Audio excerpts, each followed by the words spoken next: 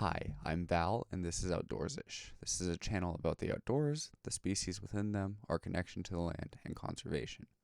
I have a podcast, also called Outdoors-ish, available on most podcast platforms, where I interview those involved with land management and conservation.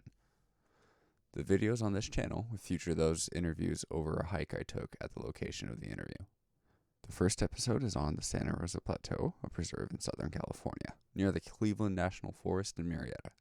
It is a location of immense beauty and contains many rare species, as well as a fairy shrimp located only at this location. I have attempted to specify species that I can identify, but if you have knowledge on these and find I have made a mistake, let me know in the comments and I will correct it. Enjoy the video. Hi, my name is Val, and this is Outdoors-ish. I had the pleasure of interviewing a park interpreter for the Santa Rosa Plateau, a preserve in Southern California with incredible wildlife. Hope you enjoy the interview. Well, hi, my name's Val. I'm starting this channel about the outdoors. I'm starting at the Santa Rosa Plateau with Rob Hicks. And Rob Hicks, I'm a park interpreter with Riverside County Park District, and it's my job and privilege to be sharing the stories of the Santa Rosa Plateau with visitors. You said you're an interpreter. I don't think many people are going to know what that means. I have a small idea, but let's have you give It's a likely that description. it's confusing for most people. It used to be considered naturalist. So naturalist connotated just sharing the stories of animals, plants, geology, that sort of story, and really left out the human story of a place. So interpreter is kind of more all-encompassing, and it really just shares that idea of sharing stories with the public or interpreting a place so that people can appreciate it better. And so you work for Riverside County Parks. It's one of the regional parks in California. How do they go about like land management and conservation of all the different parks and preserves? It depends on particularly the site in question. This is a very special story about management here on the Santa Rosa Plateau Ecological Reserve because it's a state ecological reserve, and the county, Riverside County Park District, is responsible for all visitor services. So most state ecological reserves aren't even open to the public unless you're on a guided tour. So this one's one of the few that allows the public to enter with an open to close set of hours. And so most parks are different than reserves. So reserves in California are the most strictly managed land that we have in the state. So much so that they close quite often, whether it be after fire, flood, something like that. And so it's our responsibility to share with people not only the stories of the place in terms of its natural and cultural history, but also the reasons for those closures. Okay, that's interesting because that's part of the reason I wanted to do this, as there's a fire that damaged the preserve. And I've been here several times. I found the place very beautiful. There's a lot of species here that were very interesting to see. So I kind of wanted to start with a place that I've been and is damaged to see how like the recovery process is going. But we'll get to those questions. Sure, yeah. And you already answered the preserve one, or the reserve one, so that's very good. One thing, you work with these parks, you work with these reserves every day. What's something you wish you can communicate to people who visit? I would say the most important thing for people to appreciate more is the compounding effects of a lot of visitation. So most people, when they're out recreating and hiking, they are of course into their own space and head, and so they're very excited and they're very adventurous and they want to go and explore, and of course that's very exciting for people. But what they don't sometimes consider, especially in a very crowded place like Southern California, is how the impact of their activity compounded by those that follow them really impacts a resource. So one person's not really going to hurt a plant, they're pretty tough. Climbing a tree, not going to hurt a tree, they're pretty tough as well. But we really have to consider, living in the year 2023 with all of the people that are able to enjoy this beautiful place like Southern California, what those repeated compounding effects are of a lot of people. So staying on the trails, not collecting, is difficult for people to really grasp because it seems so vast. It seems like it's such a limitless resource, but especially in Southern California, it is extremely limited when you consider how many people are here. So that's probably the most difficult idea for people to grasp, because again, they're in the throes of really enjoying themselves, and they don't think of it that way. They just think of themselves and enjoying the place, but that can have adverse effects down the line and through time. Got it. And I just want to repeat that because I know a lot of my friends, it's important to stay on trail, even if it looks interesting. As you said, very important because we won't damage it, but a lot of people will. Yes, and there are those places that are much grander in scale. BLM land out in the desert, or even some Forest Service lands. If you're really adept at reading map, compass, GPS units, you can go off trail. You're almost encouraged to go off trail in some of those places that, again, have a lot more space and fewer visitors and visitation. But the ecological reserve here, next to literally 500,000 people and with 40 miles of trail, seems like a lot.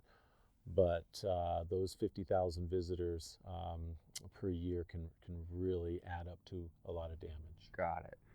And that leads us to our next question. Is you mentioned other places is encouraged to go off, almost encouraged to go off trail and stuff. How can you find the information for the Riverside County parks and reserves? Well, Riverside County Parks has a website like everybody else, rivercoparks.org, and on that website you'll have a number of sites listed and shared, and they range from historical sites to ecological reserves, and it is a wonderful cross-section of the resources that Riverside County has to share, from Santa Ana Mountains all the way out to the river. All right, so those are like the starter questions. I want to get back into the reserve now, and especially the Santa Rosa Plateau.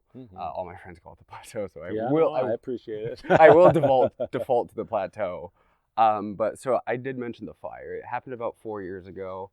From what I understand, it was a pretty severe fire, and it did a lot of damage because the entire park was closed. Yes. How has this affected the conservation of the area there? Well, it was almost 2,000 acres that burned back on September 4th, 2019, so about 3.5 years ago.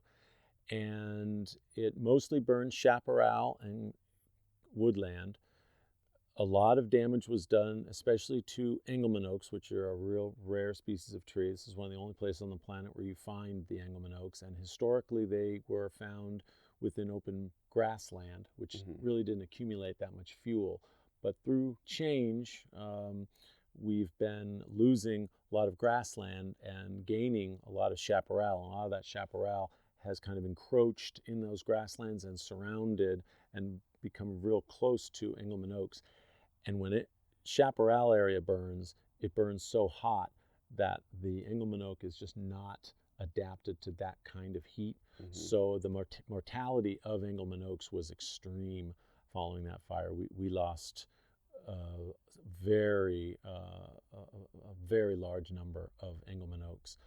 A lot of coast live oaks were burned, but coast live oaks are adapted to fire and having much thicker bark, and so they're coming back quite well. Chaparral is coming back quite well as well. Unfortunately, since we've been in the throes of drought prior to this winter season, the regrowth has been very slow.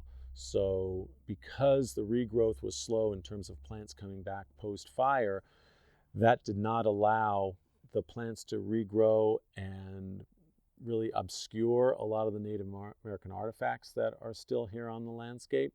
And it also didn't grow back enough plants to make it more difficult for people to wander off trail. Because of the large, beautiful rock outcroppings that are now visible post-fire, it would be very easy for people to wander off trail to get a nice vista from that rock, to get a nice selfie from on top of that boulder. And the worry with land managers was that if we opened too soon, we would almost be encouraging people to wander off trail, pilfer Native American artifacts, create new route trails to new sites that were previously inaccessible because of the thick chaparral. So we've really needed to wait for the landscape to rebound, for the chaparral plants particularly to grow back. And even though it's been slow because of the drought, they have been slowly but surely returning, and because of the most recent rainfall amounts, they've been coming back real strong now, so it's getting real close to being open again. That's good. I do want to ask you a question. Is most people are going to hear that word chaparral and not know what it means. Do you want to give a brief description? Sure. Chaparral is the most widespread plant community in the state of California. It is that plant community that's mostly shrubs, mostly bushes like manzanita, chamise, toyon, and when they're all collectively together, that is called the chaparral habitat or the shrubland biome. And that's different from a grassland or a woodland or a wetland. So whenever you look at the mountains in Southern California all the way up to the state of Oregon, when you have steep slopes and all green, if it's not forest, it's chaparral. And a lot of it here on the plateau, and that's primarily the plant community that burned in the Tanaha fire. All right, so you mentioned a lot of it's coming back slowly, but what work has been done to like restore or help the recovery process along? Most of the restoration work that's done with land managers has probably been to try to prevent some of the non-native plants from coming in that really do well on disturbed soils. So when a landscape is disturbed, whether it be through development or fire, introduced plants from around the world will sometimes take advantage of that. And one plant in particular, stinknet, has been coming in off of Clinton Keith Road, probably from people's tires, and it had really been moving across the landscape. And so land managers have been coming on out with crews to pull that plant before it gets a foothold. And once it gets a foothold, it can really limit native diversity and take over particular areas that it gets into. So removing non-native plants, keeping, of course, people off the site so that it can rebound. Some erosion work has been done to prevent more or less land wasting or mass wasting or erosion taking place. So those are really the primary acts that we've been working on. We have been having guided tours, especially with school groups. So we've been working on continuing to share the stories of the plateau, just on a much more limited scope because it's closed to the general public. I have a follow-up question for like the Engelmann oak. Are you guys like just letting that try to come back, or do you try to plant more? Yeah, that's a great question. We really don't have any replanting programs in place. It's possible in the future that that is done. I think we're just kind of waiting to see how it rebounds on its own. Um, Again, the landscape is changing quite dramatically, and whether or not the Engelmann oak can stay in the area that it once was, which used to be grassland, now that it's turning into chaparral, it's possible that the Engelmann oak will get forced out of some areas. But that means that the coast live oak will just expand its range because it's, again, adapted to fire. So it'll probably do better than the Engelmann oaks where the chaparral has started to move in. And you answered a lot of these questions. The next question you already answered, like the main goals and considerations of recovery. Is there anything you would like to add to that? Well, let's see. We have the main duty with Riverside County Parks is to share the stories with the public, not only through interpretive programs, but through a trail system, which includes the infrastructure like bridges and fencing, things like that. So that's our responsibility on the reserve, is to really showcase this place to help the public appreciate it. Because oftentimes if people don't know about it, they don't really appreciate it, and they're not willing perhaps to take some of these precautions in terms of staying on the trail and not removing things from a site. So the more people learn about resources, I think, the more likely they're going to be protecting them. So it's really our responsibility to share these stories with the public so that they can be more connected to them and have an interest in being invested in protecting them. And you say your job is to share the stories of the land. Have you had any responsibilities in the recovery process other than the guided tours, of course? No. Not only have I been doing programs as we've remained closed with the school programs, as I've said, but also it's our responsibility to keep the public out while it's closed.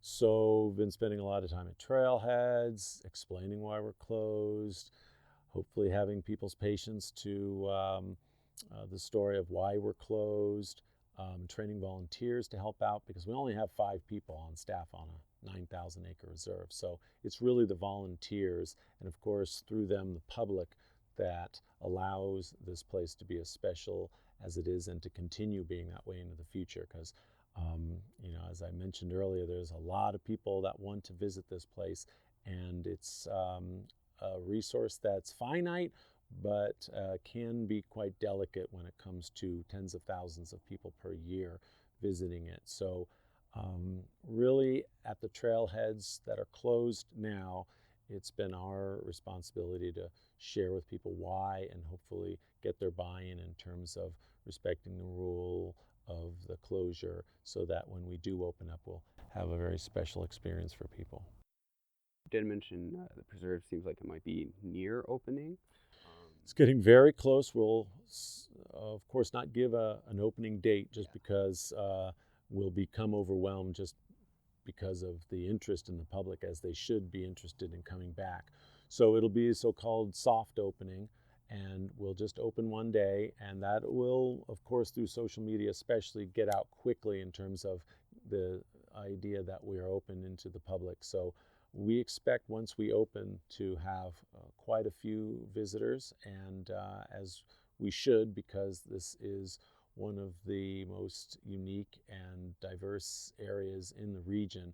And so when we open, and I will predict that that's now a matter of weeks, we're now into pushing February. So by springtime, for sure, we will be open. And because we've had vernal pools fill this year, because of that rain, we'll have wildflowers. I expect the public to really be blown away and very excited to be back on the trails again. So you did mention the vernal pools. That's where the fairy shrimp and the western pond turtles, I believe, are. Oh, vernal pools will be up on top of the old lava flows. Mm-hmm. So it's up on those old lava flows, the mesas where the fairy shrimp are in those vernal pools that are temporary. The state's only native freshwater turtle needs more water, so it's going to be down lower in the riparian area, so the wetlands that are flowing streams. So gravity will take the water down, and that's where the turtles, the red-legged frogs, the arroyo toads, which is the country's only toad species that breeds in flowing water, will be found. So the turtles, they benefited from the fire in terms of, as there was less plant life immediately after a fire, there was less transpiration, which means more water going out of the leaves, so the water table went up. And so the turtles benefited in that fire. The fairy shrimp really weren't impacted at all. It was up on the mesas, and the fire really never made it to the mesas that have vernal pools. Yeah, that's one thing I want to say from my own experience, is that those unique wildlife are very, very intriguing to see, and you could just watch them for hours. Yes, and we have 2 species. One is endemic to the Santa Rosa Plateau and is found nowhere else in the world, and I'm really excited for the public to be back and enjoying those, because it's very few places which have a boardwalk that will actually take you out onto a vernal pool so you can get that close and intimate with them. And I'm really excited for that upcoming future for people to be enjoying them again. So it sounds like most of the rare species are doing pretty well since the fire. Yeah, the fire really didn't impact too much. We'll have to see how it impacted the arroyo toad. That's an official endangered species that's here on the plateau, and it is in the wetlands. And sometimes what happens is the fire upstream can affect through erosion what goes on downstream with added sediments. So sometimes if there becomes too much sediment, that can bury the arroyo toads, which spend the summer underground, a little bit too deep. So we're waiting to see how that has affected the arroyo toads, since they only come out when the streams are flowing, and this is the first year that we've had streams flowing in years. Okay. So they've stayed underground waiting for this year to come out, and we're hoping that they do. So this seems like a really delicate process to determine when to open. What goes into that decision? There are a lot of points that have to be thought of. First and foremost is the resource. Since it's an ecological reserve, that's our first duty, that's our first responsibility, is to protect the very rare and even endangered species that are here. Public safety comes in at a close second. So trees that were burned take a long time to showcase that weakness. So we still have had trees, at least large branches, coming down until fairly recently. This latest set of storms gave us so much water, therefore so much weight of water in the branches that I think most people believe now that the damaged trees from that fire, the damaged limbs from that fire are now all down. And so it's a lot more safe. Nothing's 100%, but it's pretty close to being about as good as you can get in terms of safety following a fire for the general public now. So trails are being cut and trimmed back to allow the public to come in. So it's both resource protection, waiting for the plants to come back to again obscure those artifacts, to make it a little more difficult for the people to wander off trail to pilfer or to step on rare plants. So the plants have been coming back pretty good now with this fire finished long ago and the rains coming down. So it's real soon to being open now. We've talked a little bit about the recovery, and you've mentioned like certain things are going to change. Like the Engelmann oaks are probably going to be a little less common now than the. I'm sorry, what was the other one? Coast live oaks. Coast live oaks. How do you expect the preserve to change in general over after the full recovery process? I mean, you said it's pretty close, so. Yeah, I would say since fire has been a component of the landscape for millions of years, literally millions of years, it will come back and it will be very similar to the way it was prior to the fire. I would also say that we all have to be extremely careful of fire, since these plants and animals are adapted to fire. It's fire that doesn't occur too often. I think historically, every 50 to 100 years, you had a fire coming through that was lightning started or wind driven from fires further east. But if those fires happen more frequently from um, um, just an accidental fire through arson, whatever, that's when we start losing the plant communities that really can't rebound as quickly if they burn too frequently. So I think that the landscape will rebound beautifully well. I think that these plants and animals are adapted wonderfully well to fire. It's just now a matter of whether or not it burns too quickly again.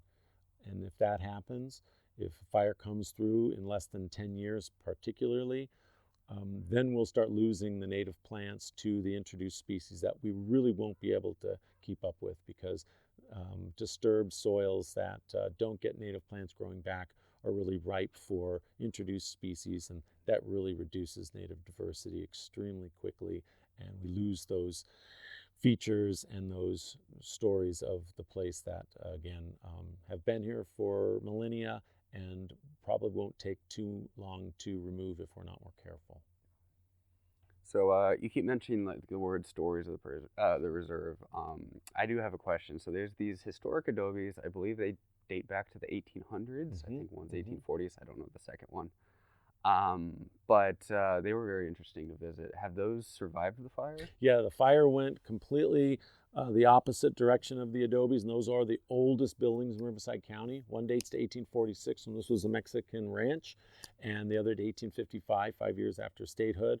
And that's a very special location. If you have a chance to get back there, you really should take advantage of visiting the adobes, and do it right by bringing a lunch. There's a picnic area right underneath a centuries-old tree, and it really is a look back in time. It really almost is like a time capsule, because the sights, the sounds, even the smells are very similar to what the Mexican vaqueros, the Mexican cowboys, would have experienced back in 1846. Most places that have buildings of that age, the area around them has changed dramatically, whether it be Los Angeles, San Diego, San Juan Capistrano, wherever it is.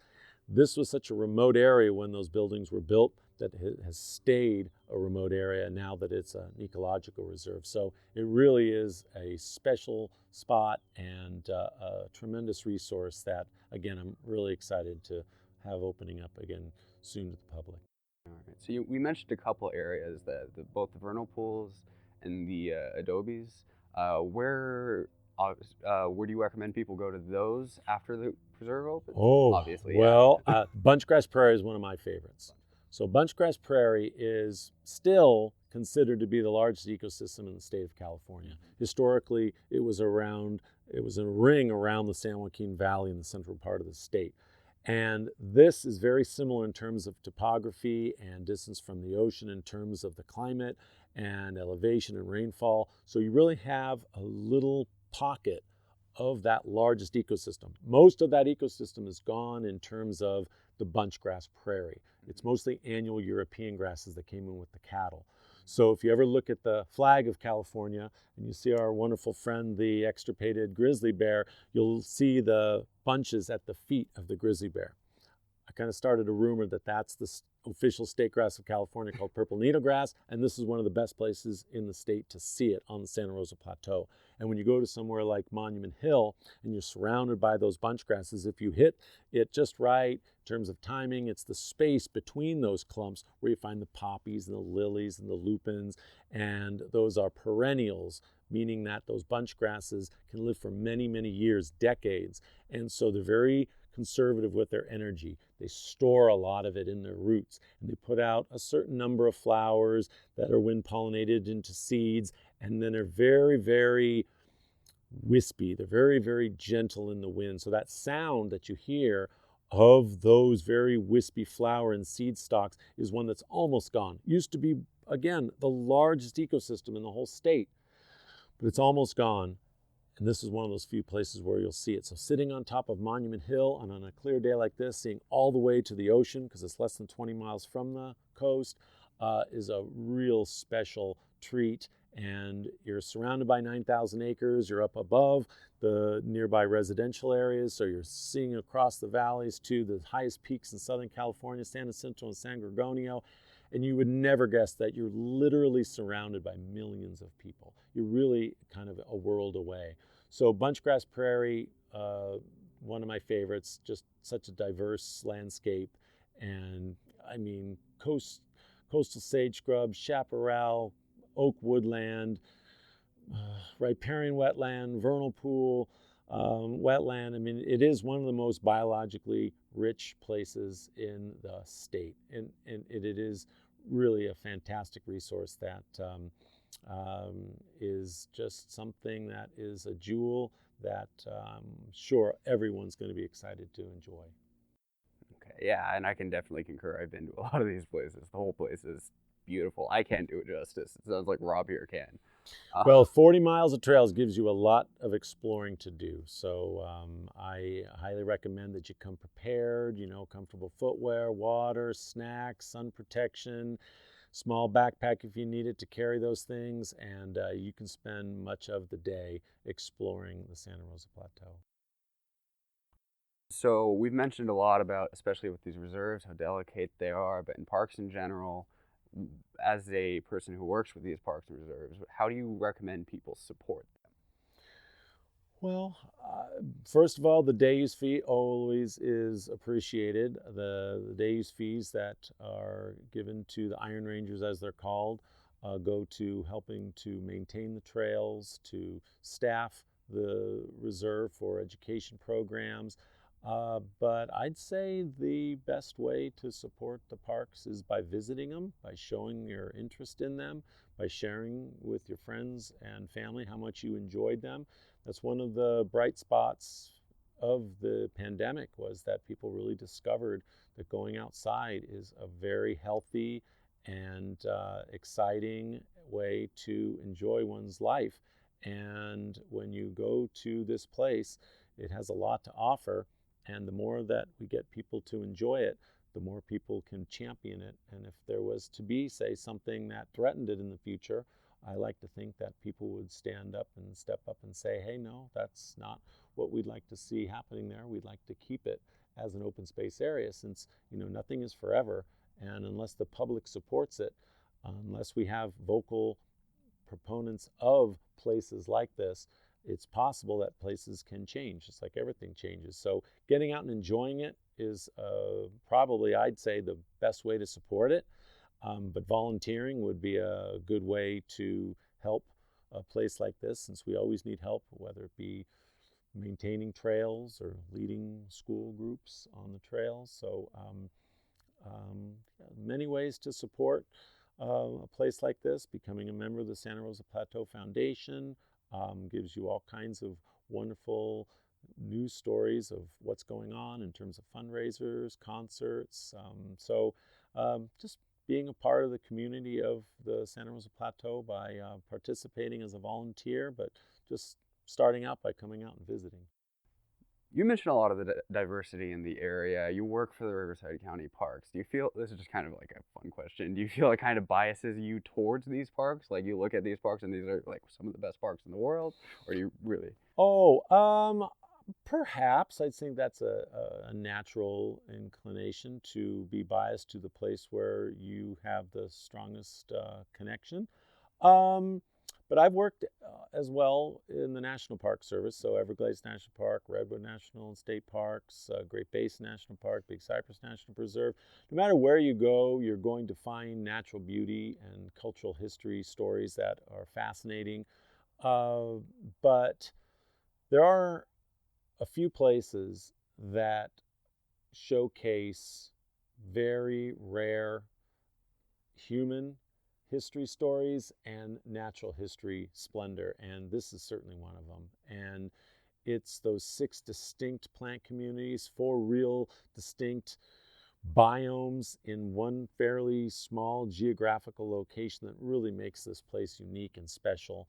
And so yeah, I'd say I'm biased, but I'd say rightfully so, just because it just has so much to offer, and the public is going to tell you the same every time they finish the trail. They're never the same once they finish a hike on the Santa Rosa Plateau, whether it be back to the Adobes or to Monument Hill or on Sylvan Meadows, across the boardwalk of the vernal pools. So, I mean, the diversity is tremendous, and so are the experiences. So that about covers everything I had questions for you. Is there anything else you'd just like to finish off with? Ooh, I don't know about that. I'd just say welcome to everybody that would be interested in coming on up, because you should be, as you've heard me go on and on about today. But just get out, enjoy yourself. There are a lot of challenges in the world today. We all know them. We all go through them. We all see them every single day. But take some time to take a deep breath and to recharge by going to these places. That'll give you more incentive. That'll give you more inspiration to do those things that we have to do to really make our lives better in this country and around the world. So yeah, this is a great place to go and recharge and experience life and be introspective and discover things about yourself that in some cases you can't anywhere else. So yeah, just get out there. Excellently said. And so I've been Val, this has been Rob, and I just want to say, enjoy your time out in the outdoors. Hopefully, upon seeing the beauty located within this preserve, you will consider it if you're ever in the area. We saw quite a lot of what Rob and I discussed during the interview, which will hopefully give you an idea of what to look for when visiting. Remember, this is a preserve, so stay on trail, but enjoy the views. Thanks for watching. If you liked what you learned, please share it around. Remember to respect and enjoy the nature around us.